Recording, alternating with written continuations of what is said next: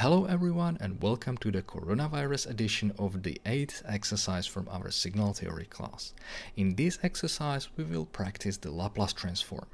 I will start with this circuit that we had on the lecture, but this time I will set the input voltage to be this combination of the unit steps.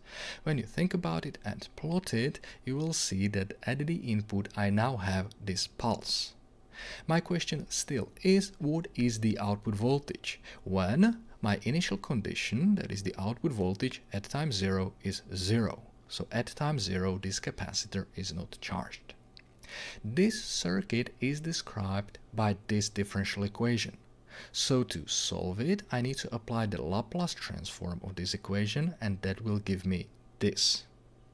Because this initial condition is 0, this will go away, and on the left hand side I can extract this V2 and I will get this.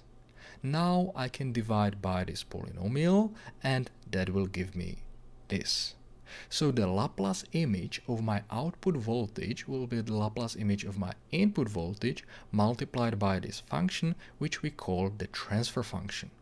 If I want to find out what exactly is the Laplace image of the output voltage, I need to substitute for this Laplace image of the input voltage. So I need to compute the Laplace transform of my input voltage. How do we do this? Well, the unit step is easy.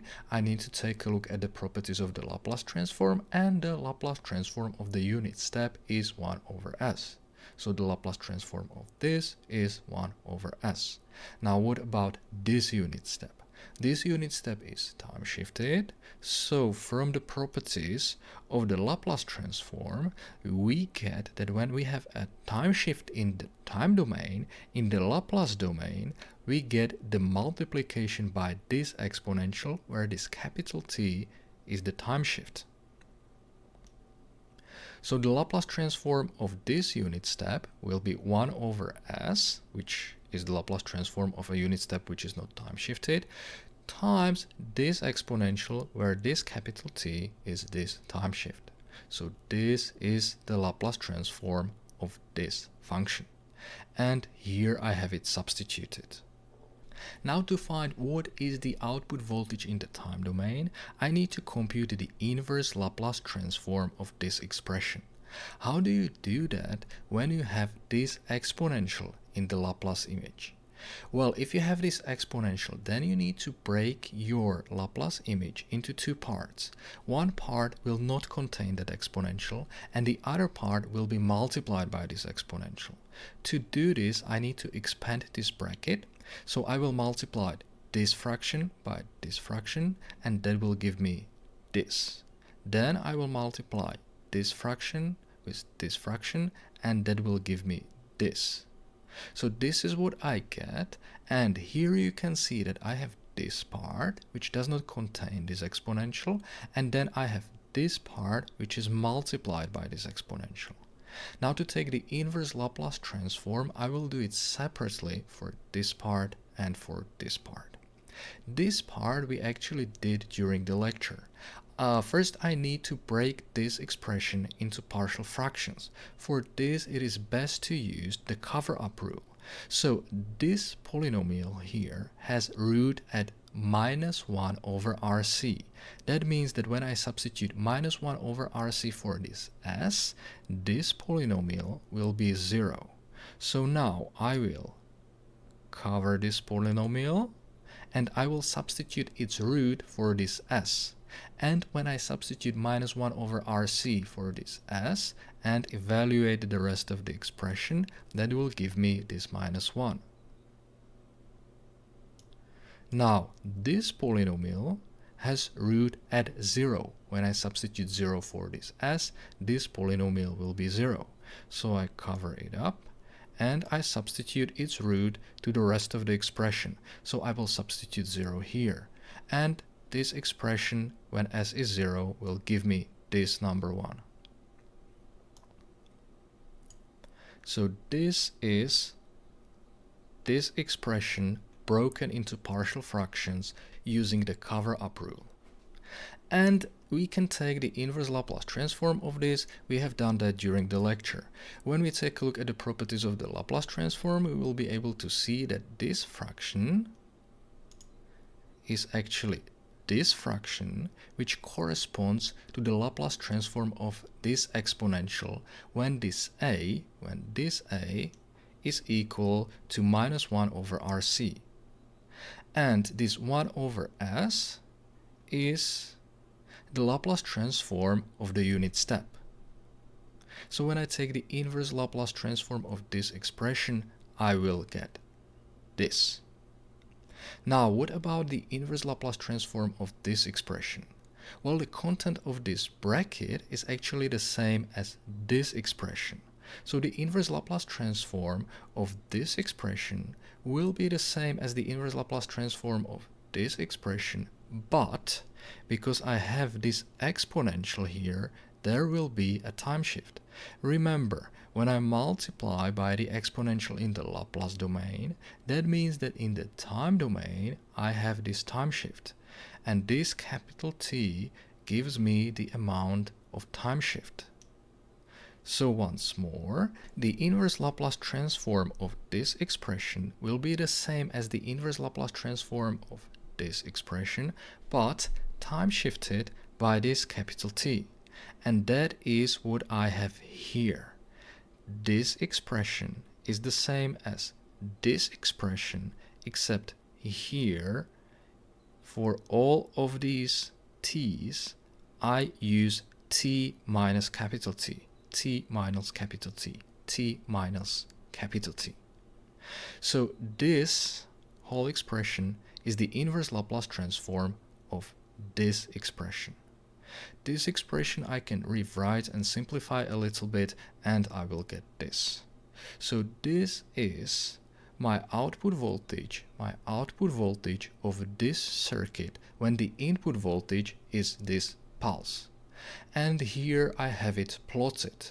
The blue line is the input voltage and the red line is the output voltage. And when you think about it, what you see here kind of makes sense. For negative time, everything is switched off, all the voltages and all the currents are zero. Then at time 0, the input voltage jumps to 1 volt.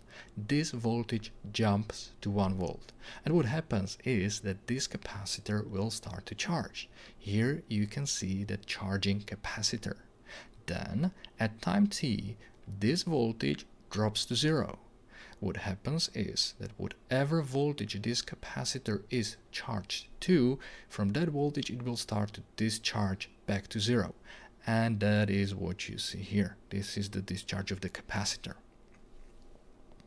Now this example is actually quite useful to point out one thing. You have probably noticed that I keep writing these unit steps when I take the inverse Laplace transform, and even for those formulas where I took the forward Laplace transform, I kept writing these unit steps.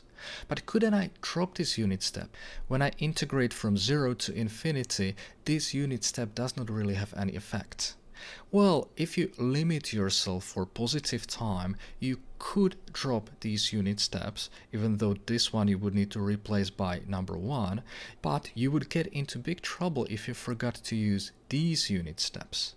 If you drop this unit step, for positive time you will get the same result, but if you drop this unit step, then for positive time you would get wrong result.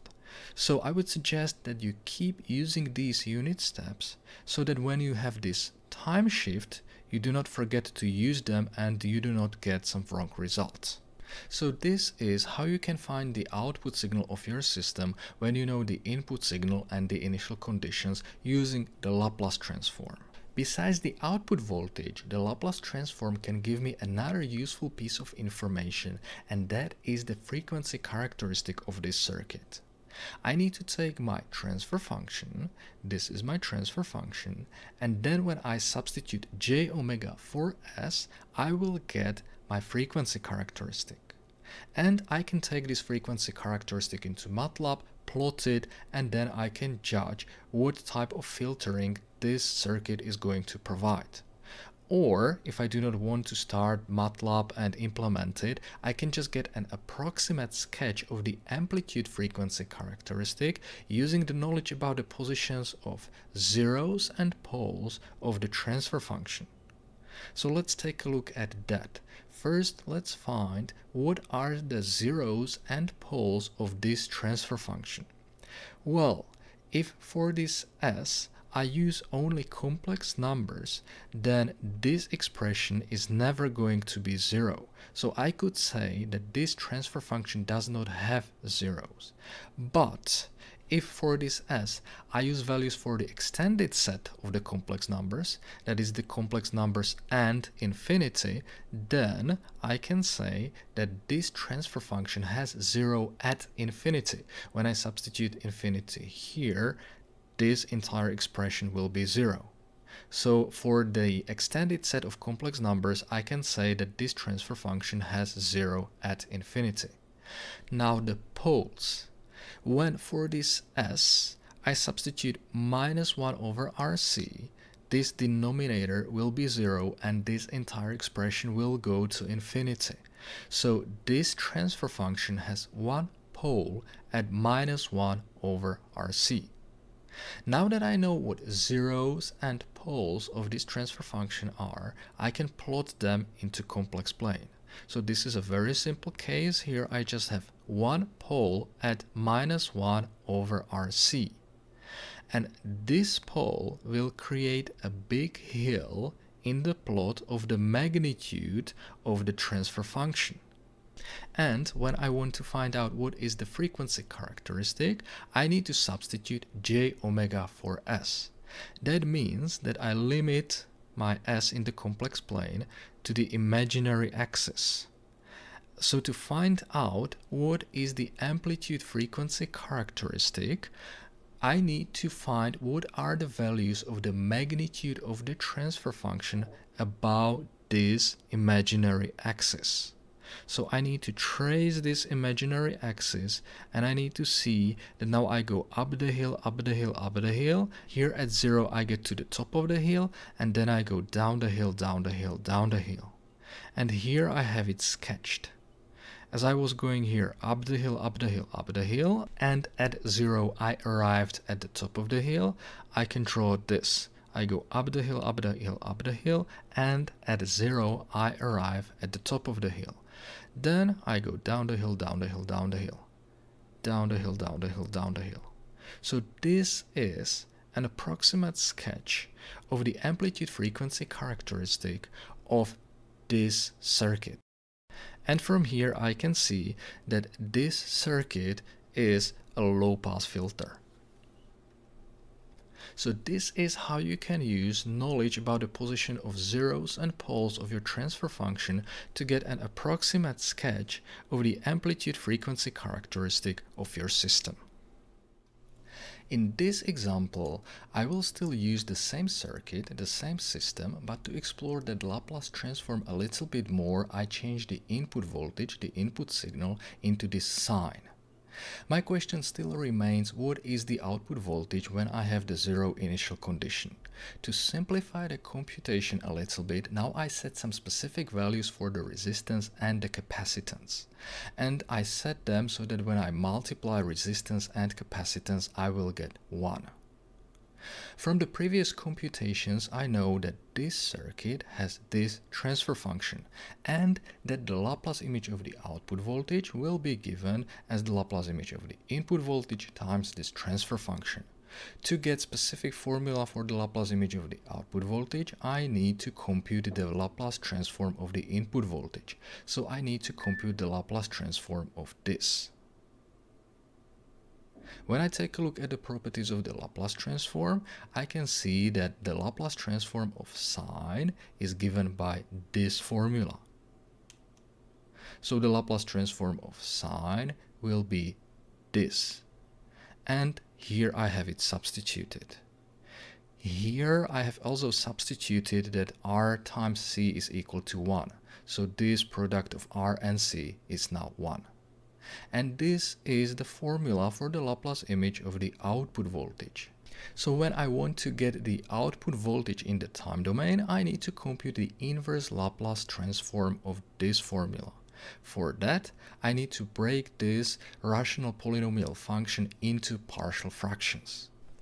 And my first partial fraction will have denominator 1 plus s. That comes from here. This constant I can get using the cover-up rule.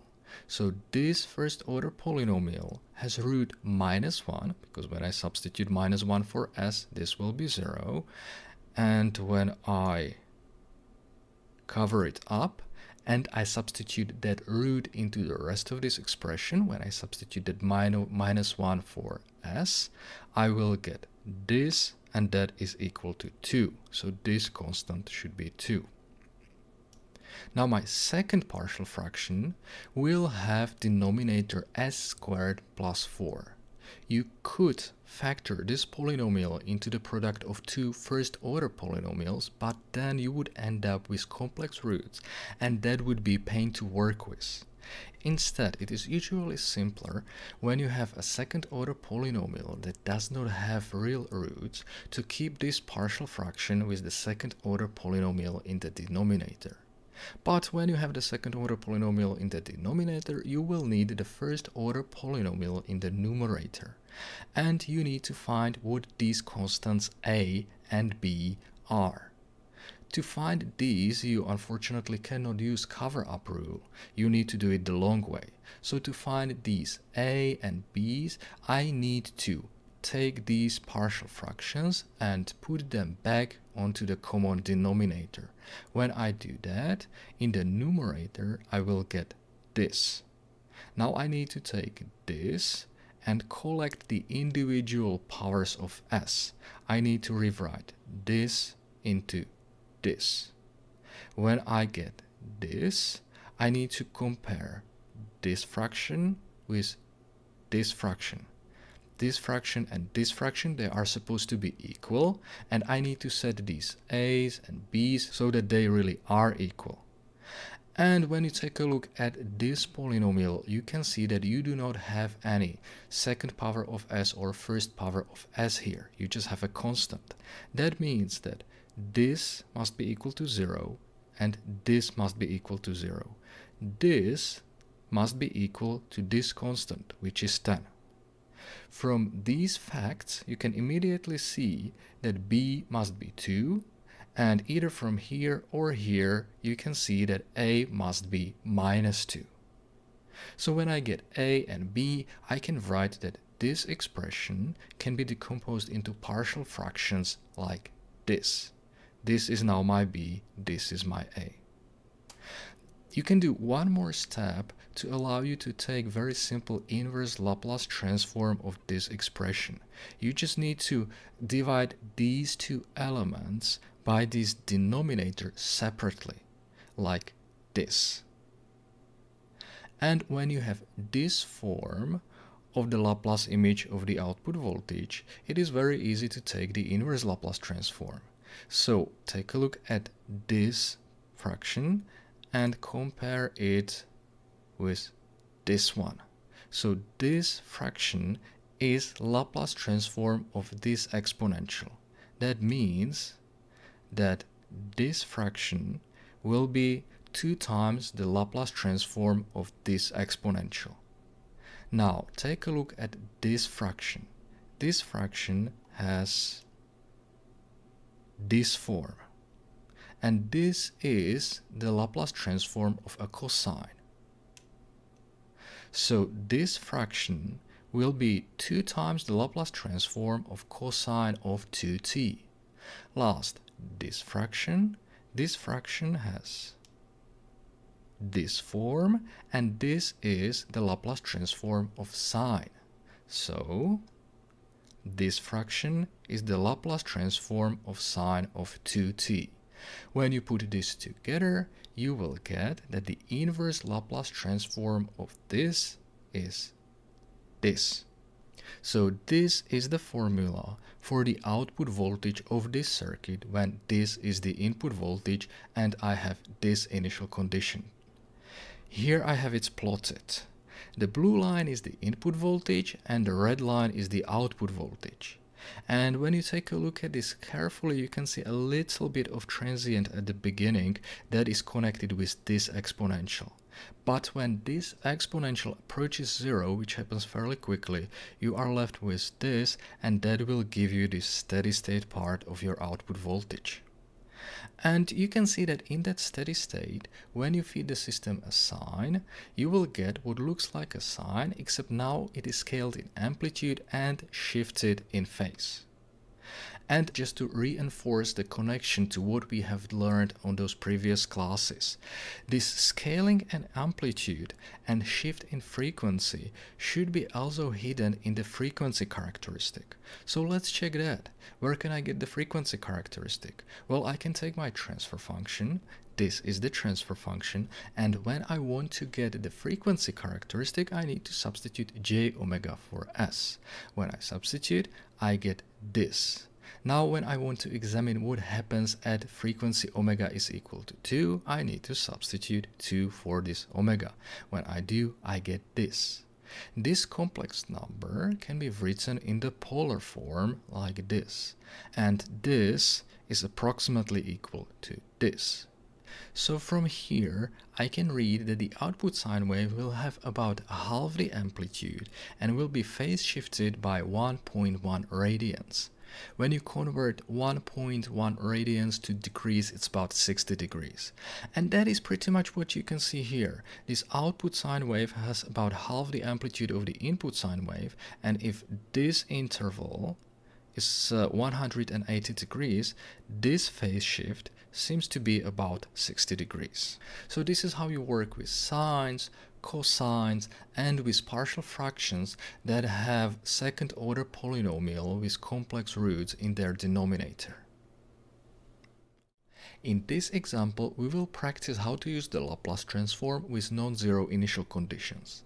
I will use this mechanical system with a ball on a spring. From the previous classes, we know that this system can be described with this differential equation. And now I will use these non-zero initial conditions.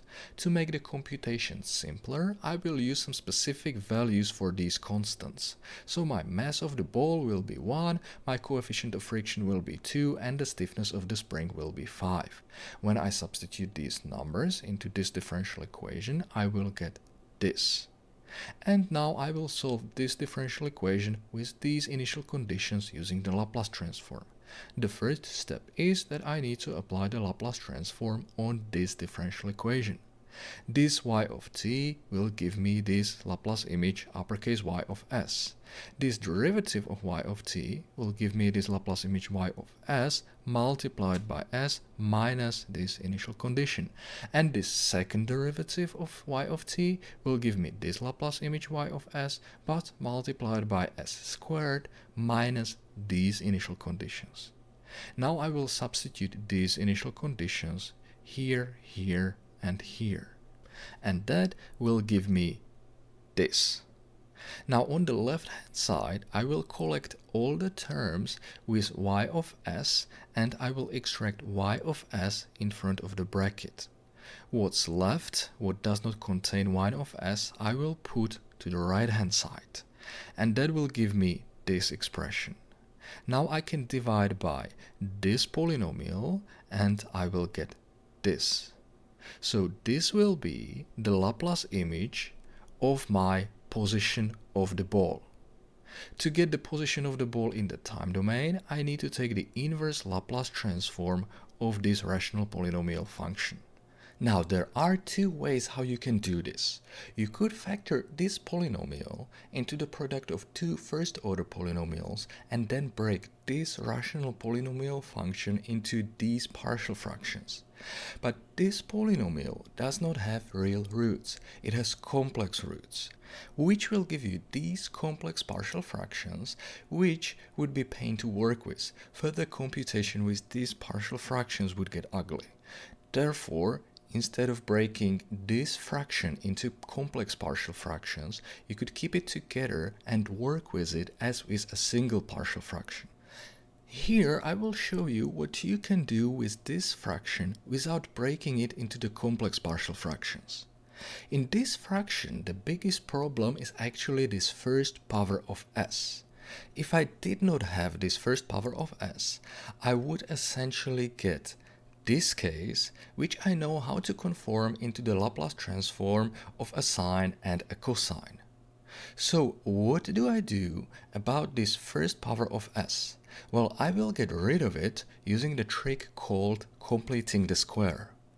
To these first two terms, I will add and subtract a constant that will allow me to rewrite these first three terms into this form. In this form, I no longer have the first power of s, so this form is closer to the Laplace transform of a sine or a cosine. But I'm not quite there yet. In order to make this even closer to the Laplace transform of a sine or a cosine, I need to rewrite the numerator slightly. In the numerator, I will add and subtract whatever is added to this s.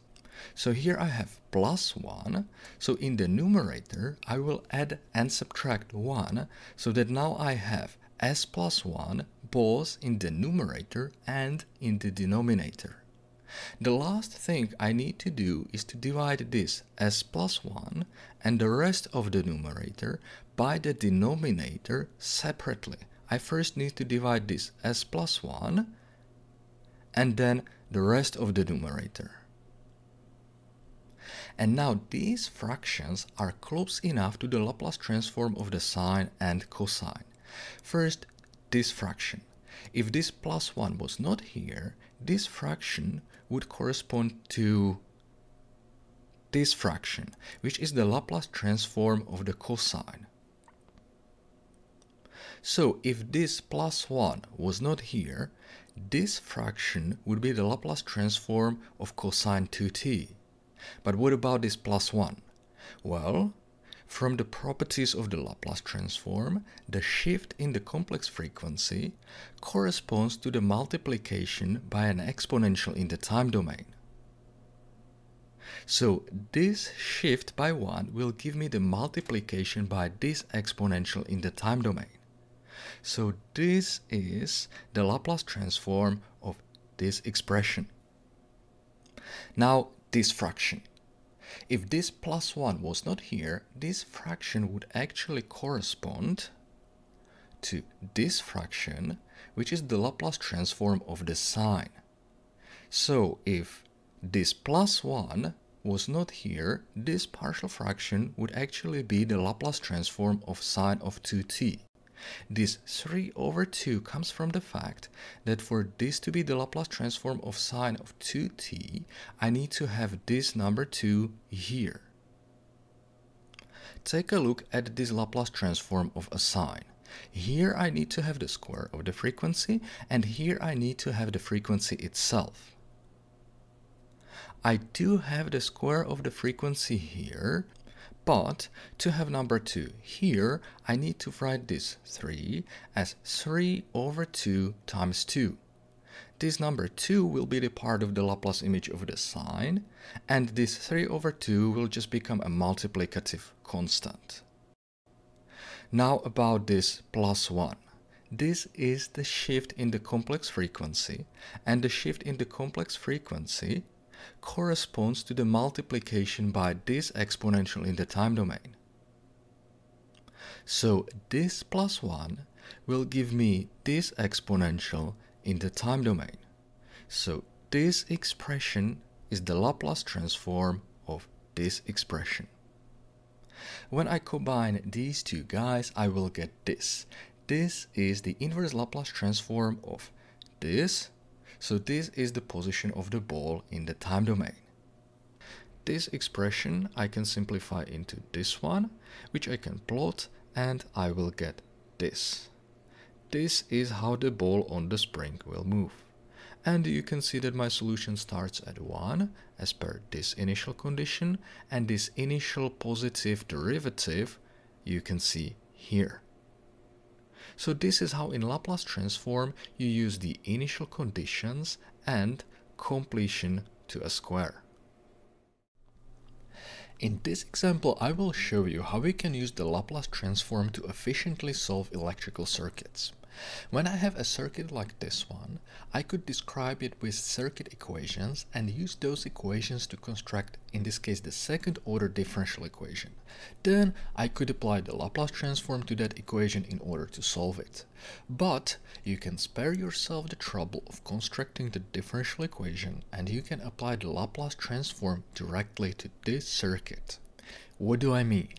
To explain how you can do this, I need to examine what is the relationship between the voltage and the current on the individual elements of this circuit.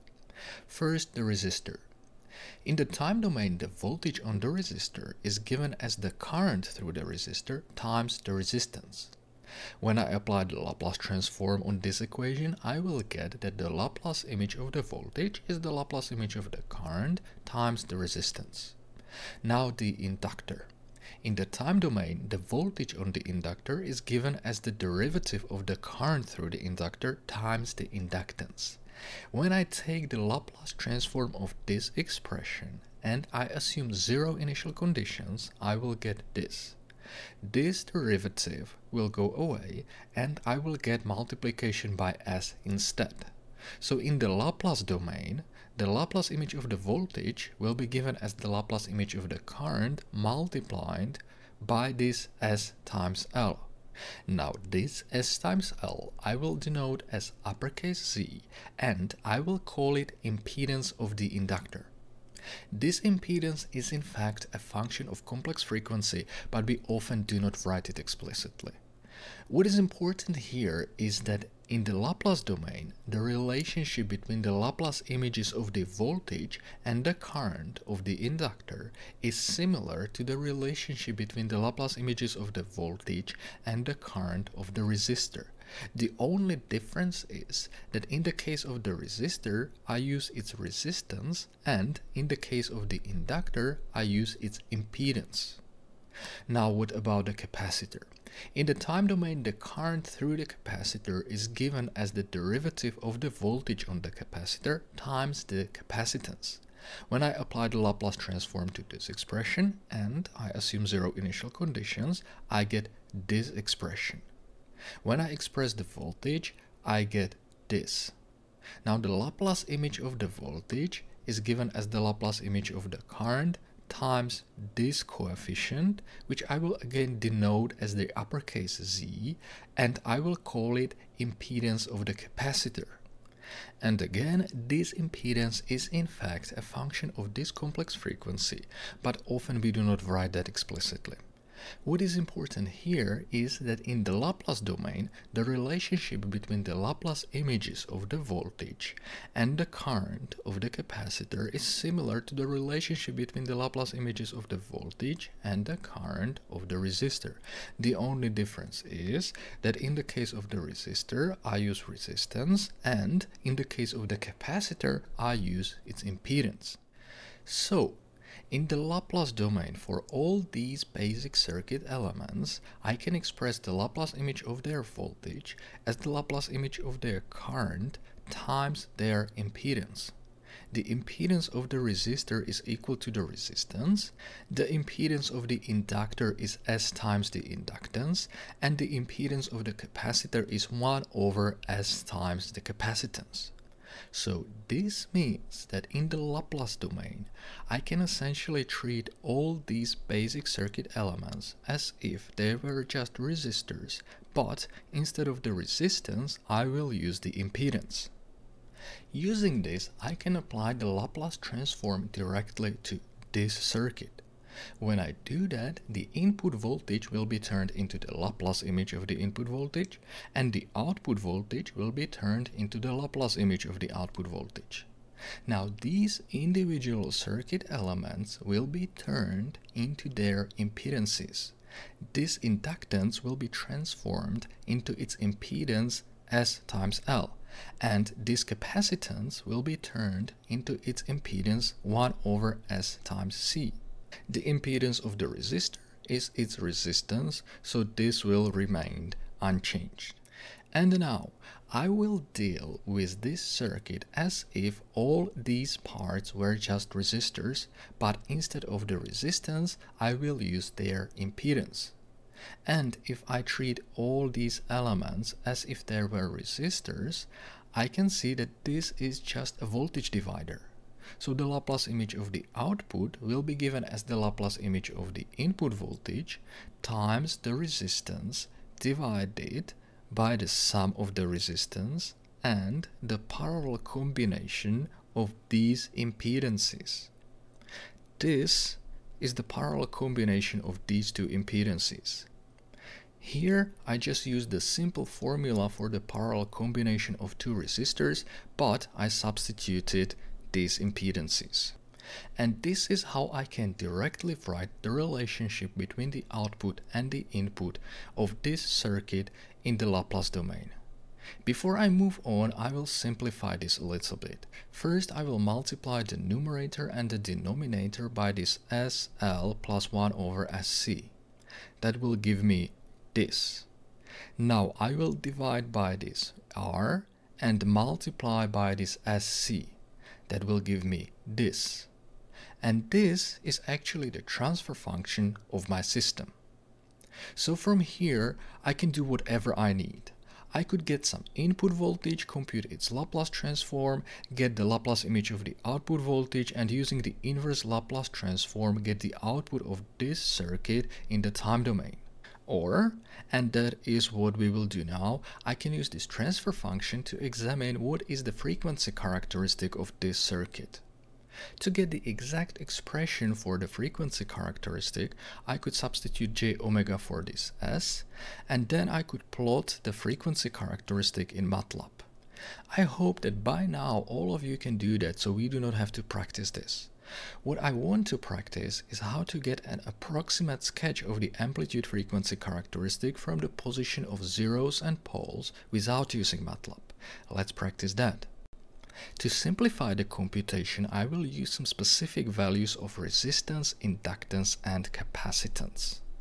When I substitute these values into the transfer function, I get this transfer function, which I can simplify a little bit into this one.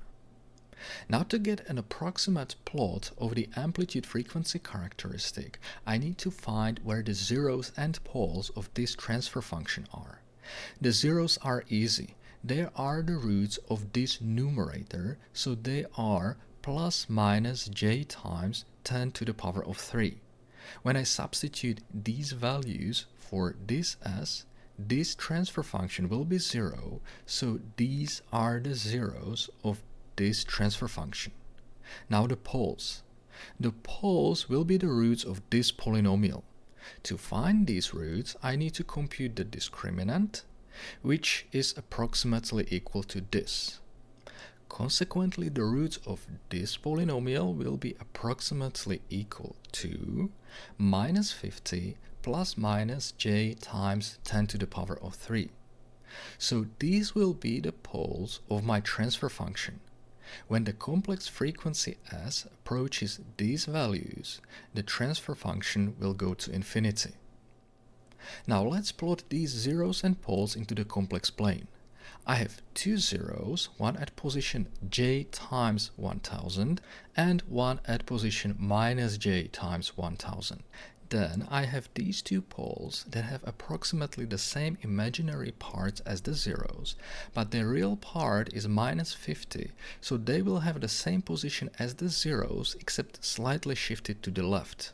They will be here and here. Now from the position of the poles I can judge that the system is stable and underdamped. Moreover, in the plot of the magnitude of the transfer function, these zeros will create this valley and this valley, and these poles will create this hill and this hill. Now, when I want to find an approximate plot of the amplitude frequency characteristic, I need to trace the values of the magnitude of the transfer function over the imaginary axis. So when I go over the imaginary axis, I can see that here I will dip into this valley and get all the way to 0. Then I climb out of the valley, go straight, and then I dip into this valley and I dip all the way to 0. From this 0, I go up the valley. So I get an approximate frequency characteristic like this. This dip into this valley is here, this point is here, and this dip into this valley is here.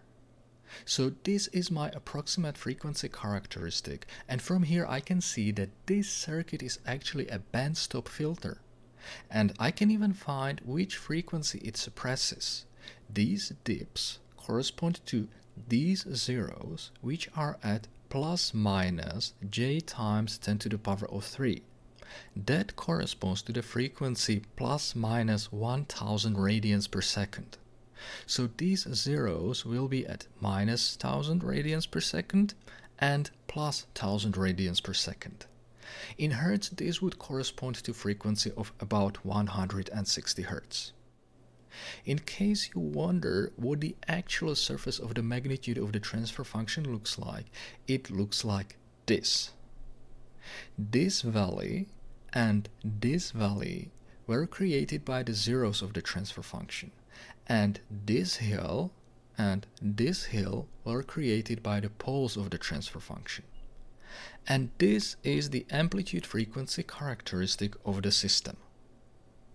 So this is how you can use the Laplace transform to define impedance, efficiently solve electrical circuits, and use zeros and poles to approximately sketch the amplitude frequency characteristic of your system. On this last slide, I want to show you one issue that students often have problem with when they are doing decomposition into partial fractions. When your Laplace image looks like this, and in the numerator you have polynomial that has the same order as the polynomial in the denominator, before you break this to partial fractions, you need to have the order of the numerator less than is the order of the denominator. To get this, you can either do long polynomial division, or you can use the trick that I'm showing here. So the trick is that you will take these elements and you will add them and subtract them from the numerator. You do this so that you will get this expression, which is the same as this expression in the denominator. So now you can take this part of the numerator and divide it by this denominator, and that will give you a constant. And then you will divide the remainder of the numerator by this denominator, and that will give you this. And in this expression, the order of the polynomial in the numerator is less than is the order of the polynomial in the denominator. So you can break this to partial fractions.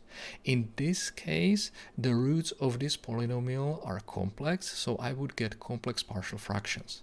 That is kind of difficult to work with, so in this case, if I wanted to take the inverse Laplace transform of this expression, I would prefer completion to a square.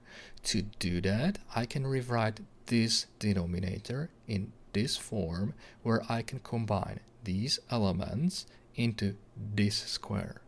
And now to finish this, I will rewrite the numerator so that in the numerator I will have this s plus 2. I will rewrite the numerator like this. Now I will take this part of the numerator and divide it by the denominator. I will get this. And I will take this part of the numerator and divide it by this denominator, and that will give me this. And this form allows me to take the inverse Laplace transform easily. Number one is the Laplace image of the Dirac delta pulse. This would be the Laplace image of 2 times cosine t, and this complex frequency shift will give me this exponential. This is the Laplace image of 2 times sine t, and this complex frequency shift will give me this exponential. So this is the inverse Laplace transform of this expression. If you want, you can simplify this expression into this one. So this is how you deal with the case where your Laplace image has the same order of the numerator as is the order of the denominator.